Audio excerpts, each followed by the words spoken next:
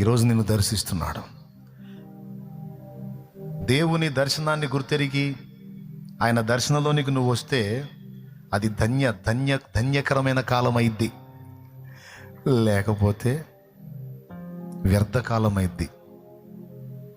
రేపు అందరూ అక్కడ దేవుని చేత ఘనత మహిమ మెప్పు పొందుతుంటే ఎర్రిమొఖం వేసుకొని చూడాల్సి వచ్చింది.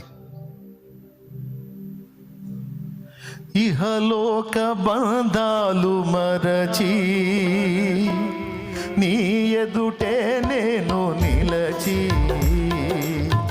ఇహలోక బంధాలు మరచి నీ ఎదుటే నేను నిలచి, నీవిచ్చు బహుమతులు స్వీకరించి నిత్యానందముతో పరవశించు వేళ, నీవిచ్చు బహుమతులు నే స్వీకరించి నిత్యానందముతో పరవశించు వేళ, ఏమౌదునో నేనేమౌదునో, ఏమౌదునో నేనేమౌదునో, ఎవరు సమీపించలేని తేజస్సులో.